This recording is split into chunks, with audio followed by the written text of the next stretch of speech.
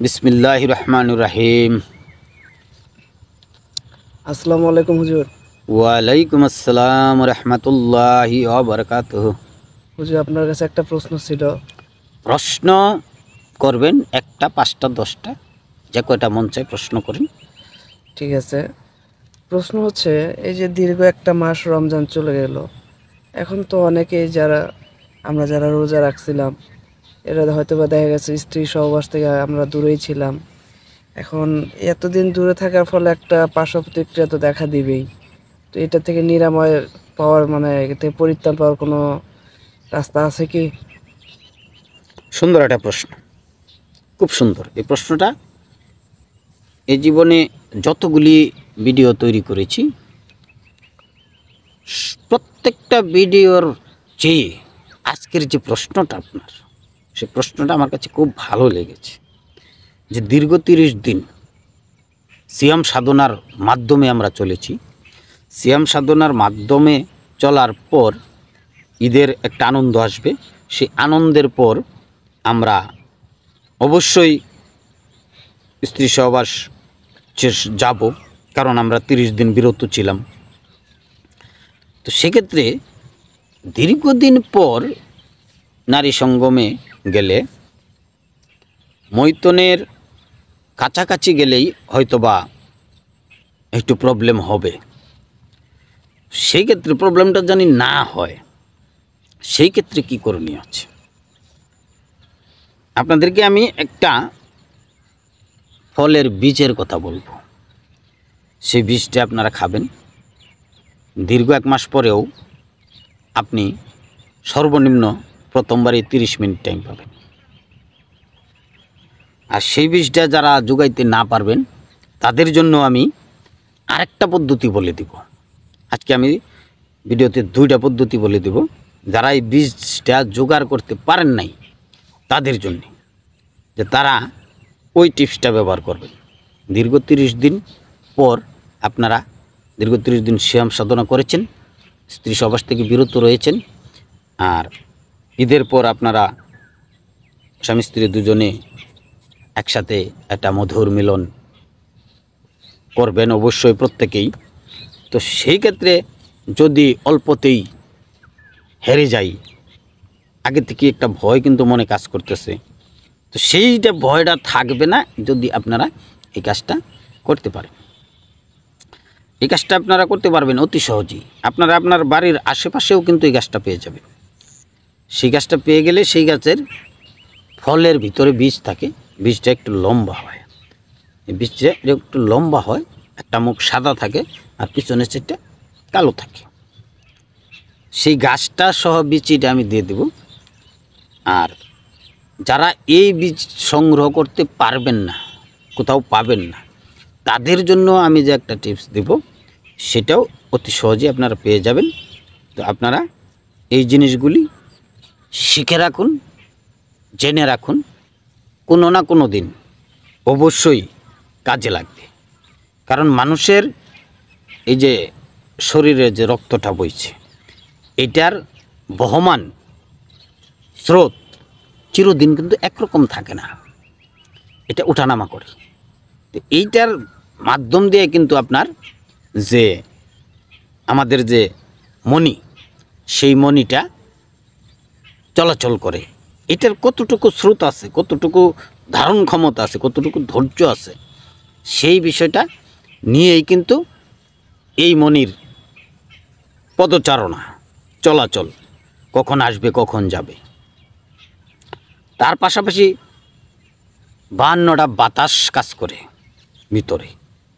সেই বাতাসগুলিরও পাওয়ার এতদিন ধরে বন্ধ ছিল, 30 দিন বন্ধ ছিল। তাহলে 30 দিন পরে এই বাতাসটা হঠাৎ করে আসলে কতটুকু বেগ আসবে বাতাসের, অন্য একটা ব্যাপার আছে। তো যাই হোক, বেশি কথা না বলি, আপনারা একটা কলা গাছ দেখবেন। এই কলা গাছটার নাম হলো কেউ কলা গাছ। আপনি কি কখনো নাম শুনছেন? না, আজকে পয়লা শুনলাম। আজকে প্রথম শুনছেন যে কেউ কলা গাছ। আমরা সবরি কলা শুনছি, তারপরে চম্পা কলা শুনছি, সাগর কলা শুনছি, ডিঙা কলা শুনছি, আসামিয়া কলা শুনছি, নেপালি কলা শুনছি, কিন্তু কেউ কলা গাছের নাম আমরা কেউ শুনি নাই। এরকম নাকি? অনেকেই জানেন এই কেউ কলা গাছের ব্যাপারে। এই কেউ কলা গাছের একটা ছবি আমি আপনাকে দিয়ে দেব। আর আপনাকে বলছি, আপনি দেখেন নাই, আজকে যাওয়ার পথে আমি আপনাকে কলা গাছটা দেখিয়ে দেব যে এটার নাম কেউ কলা গাছ। সেই কেউ কলা গাছের কলার ভিতরে একটা বিচি হয়। সেই বিচিটা এরকম ধনুকের মতো একটু বাঁকা হবে, আর ভিতর চারটা থাকবে সাদা দুধের মতো দবদবা, আর পিছনের চারটা থাকবে কালো। সেই বীজটা 5টা বীজ নেবেন। 5টা বীজ নিয়ে একটা পানের সাথে মিশাবেন।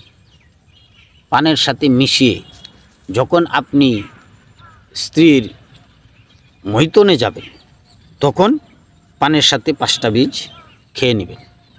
খাওয়ার পর আপনি মৈথনে যাবেন। 30 দিন পরে গেলেও সর্বনিম্ন 30 মিনিট। উপরে যদি আপনি ক্যাপাসিটি করে আরও উপরে নিতে পারেন, যদি বলেন যে আমি আজকে ছাড়বো না, রেখে দেব, আপনি রেখে দিতে পারবেন, যদি আপনি ক্যাপাসিটি করে সেটা করতে পারেন। কারণ এর ভিতরে শারীরিক রেস্ট কাজ আছে। রেস্ট নিয়ে নিয়ে আপনি যখন মৈথুন চালাবেন অবশ্যই ফল পাবেন। আর এইটা আপনার একটানা 30টা দিন যদি খাইতে পারেন, একটানা 30টা দিন, আপনার লাইফে আর কখনো লাগবে না। এই গাছটা যদি আপনারা কেউ খুঁজে না পান, এটা কিন্তু আপনারা বাজার থেকেও কিনে নিতে পারবেন। এই কেউ কলা গাছের বীজটা আপনারা বাজার থেকেও কিনে নিতে পারবেন। যদি কেউ ধোঁকা দেয়, সেই ধোঁকা দেওয়ার আগে কিন্তু আমি আপনাদেরকে ফলটা, বীজটা দেখিয়ে দেব এবং গাছটা দেখিয়ে দেব। দেখলে মনে হবে একটা পোকা, আসলে কিন্তু এটা পোকা না, এটা একটা বীজ। তো যা হোক, দ্বিতীয় যে টিপসটা আমি আপনাদেরকে দেব, সেটা যাদের হাই প্রেশার রয়েছে, যাদের হাই প্রেশার রয়েছে তারা এটা সেবন না করলে ভালো। আর যারা বিয়ে শাদী এখনও করেন নাই তারাও এটা সেবন করবেন না। আর যারা বিয়ে করেছেন কিন্তু বউ কাছে নাই, তারাও এটা সেবন করবেন না। এটা কিন্তু খুব একটা কঠিন জিনিস, আমি আপনাদেরকে বলে দিচ্ছি। আপনারা সর্বপ্রথম